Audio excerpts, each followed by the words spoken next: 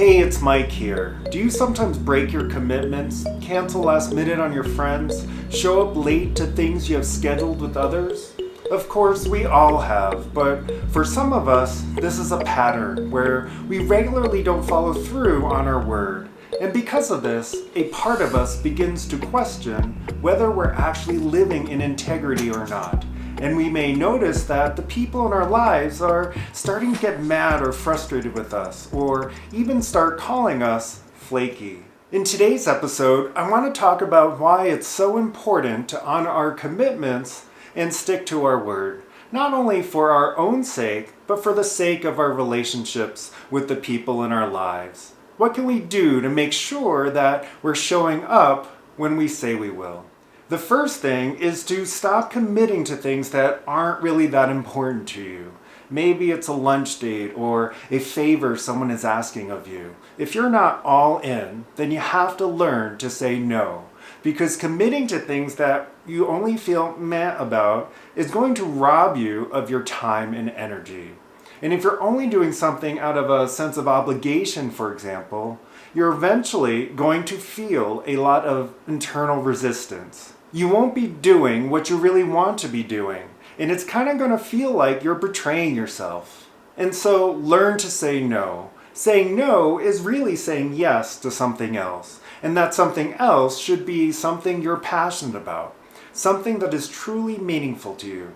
I promise you that if you do this, you're going to find a greater sense of freedom in your life. Oftentimes we fill our plates up so much with what other people want from us that there's no room left for what we want from us. And sometimes this can even come from a very genuine and sincere place of wanting to help others or be of service to others. Because of this, we also have to learn to sometimes turn down even good opportunities if we are looking to being able to better honor our commitments in life.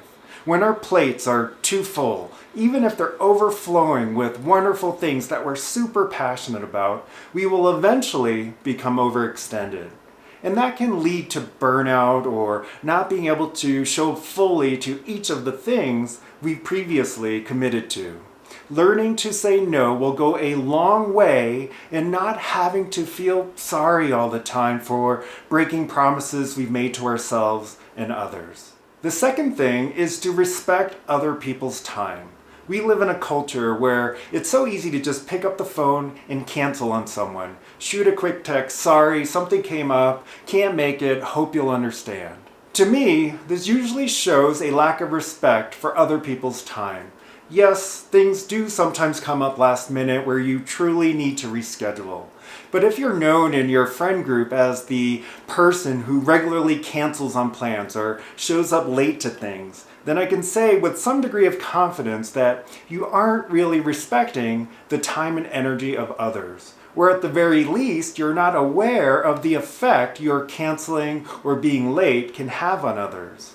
For those of you who have heard of the MBTI or Myers-Briggs before, I'm an INFP. And as an INFP, we don't like schedules. Now, some of us can see the benefits and value of having schedules, but we don't like them. We prefer to just go with the flow with how we're feeling in the moment. But even as an INFP, I strive to honor my commitments and be on time. And one of the reasons for this is because I value the time and energy of others. When I cancel or reschedule or am late, that could have been time that the person or the people I was going to meet with could have set aside for something else. Maybe it could have been time that they spent on their self-care or hanging out with loved ones or working on some project that was meaningful to them. It's important to realize that your time is no more valuable than anyone else's time. It doesn't matter who you are or what you do. You must respect other people's time and energy as much as you would want them to respect yours. And a side note on flakiness, it's super challenging to be in deeper relationship with people who are flaky. I know I feel like I can't depend on them, that they're not reliable, that I can't trust them to show up when I need them to.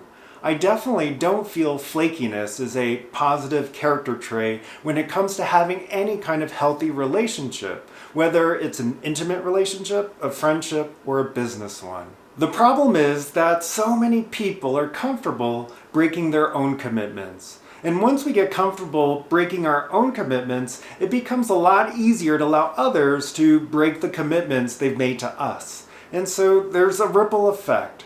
We become more and more accepting of not honoring ourselves and others. And the problem will only keep growing until people learn how they can keep their word for themselves. And at some point, we all must take responsibility for our lives. Yes, life happens, things come up. But if we're constantly reacting to the external situations in our lives or the emergencies of others, it won't be long before we keep having to come up with excuses as to why we can't follow through on the commitments we've made.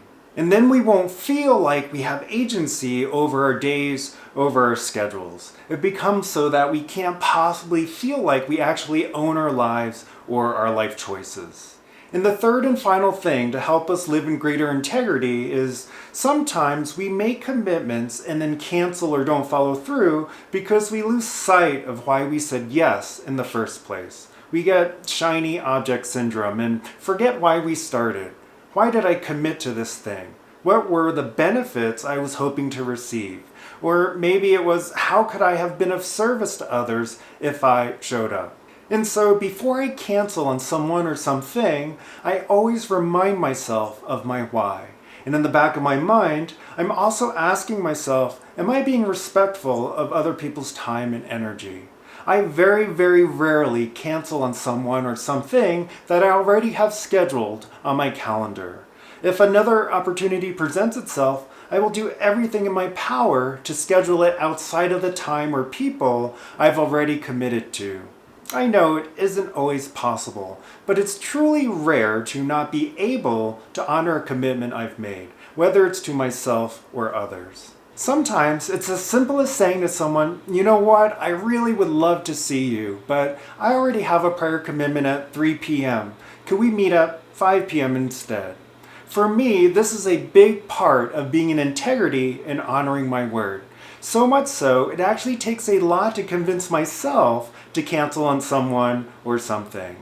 And to leave you on a final note, keeping our commitments is a reflection of our character.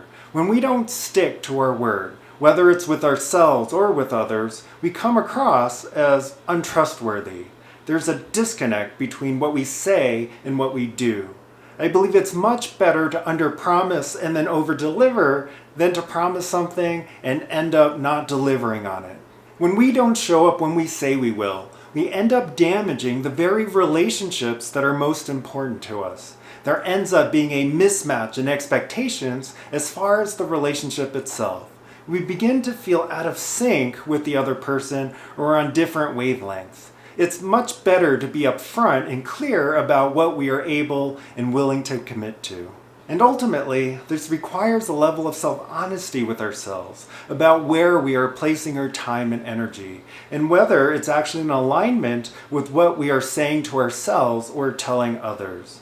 Our character, our reputation, and our integrity depend on it. And it's not just about how we wish to be perceived by others. When we live in alignment with our values and keep our word, we feel better about ourselves. We no longer have to feel guilty about letting ourselves down. And it also allows us to show up to our relationships as the best version of ourselves. And I know we all know this stuff, but sometimes it's helpful to just have a little friendly reminder to make sure we're actually practicing what we know.